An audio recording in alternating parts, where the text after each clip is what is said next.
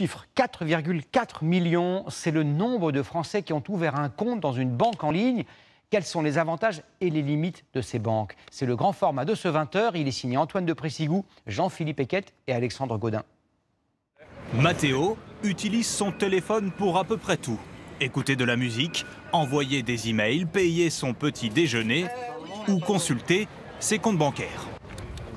Ça prend 3 secondes. Cet étudiant n'a pas encore beaucoup d'économies, mais cela ne l'empêche pas d'avoir des comptes dans 3 banques différentes, toutes en ligne. Les frais de tenue de compte, il n'y en a pas. Je pense que c'est très intéressant pour les jeunes, pour les étudiants.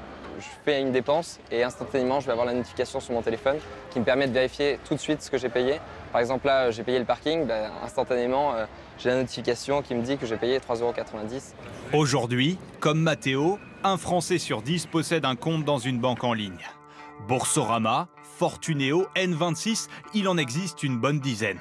Elles vous promettent des cartes Gold gratuites, des agios moins élevés et prônent la simplicité. Celle-ci, par exemple, vous promet une ouverture en seulement 8 minutes. En effet, quelques clics et une photo de passeport plus tard, c'est fait, nous avons ouvert un nouveau compte bancaire. On aura mis 10 minutes et 30 secondes. Autre argument imparable, ces banques en ligne vont jusqu'à vous payer pour ouvrir un compte. Ce n'est pas une blague, c'est à celle qui sera la plus généreuse. Une bataille sans merci pour vous recruter, quitte à perdre de l'argent selon cet expert. On vous donne une prime à l'ouverture, souvent 80 € minimum. Parfois, ça peut aller jusqu'à 150 € par exemple. Et quand vous avez un client qui ne dépense que 10 ou 20 € par an en frais bancaires, déjà, les 150 €, vous mettez 15 ans à les rentabiliser. C'est pour cette raison-là qu'aujourd'hui, quasiment aucune banque en ligne n'est rentable. La plus connue d'entre elles s'est même offert les services de Brad Pitt pour sa nouvelle campagne publicitaire. Pourquoi ces sociétés dépensent-elles autant d'argent pour attirer du monde?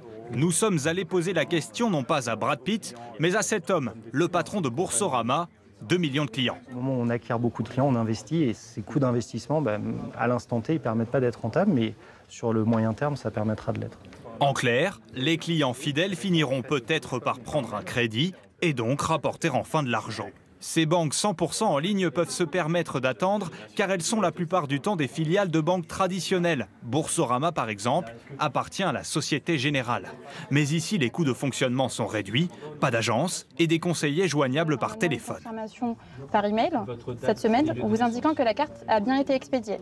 L'objectif, c'est vraiment que notre client soit autonome, parce que le modèle qu'on développe, c'est un modèle où le client peut tout faire par lui-même. Sans conseiller. Sans conseiller. Virement, changement de carte, les Français utilisent désormais leur téléphone pour ce genre d'opération, quelle que soit leur banque, plus besoin d'aller en agence. Est-ce que vous vous souvenez de la dernière fois que vous êtes allé voir votre banquier? Non, je ne m'en souviens pas de la date exacte, mais c'était il y a au moins 4 ans.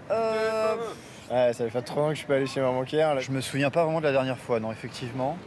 Les banques traditionnelles attirent moins les jeunes clients à cause de frais de tenue de compte trop élevés notamment.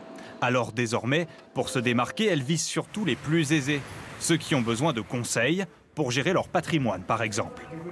Donc quand on est dans quelque chose qui est très simple, qui ne nécessite pas d'expertise et de conseils, on peut tout à fait s'adresser à une banque en ligne. Quand on a besoin à un moment particulier, parce que c'est un divorce, c'est une succession ou simplement un projet un peu plus compliqué comme un crédit relais ou préparer sa retraite, là on va avoir besoin et on va apprécier d'avoir une personne en face qui est experte et qui va pouvoir aider à prendre des bonnes décisions. Le conseil rapporte de l'argent, mais cela n'empêche pas l'érosion de la clientèle.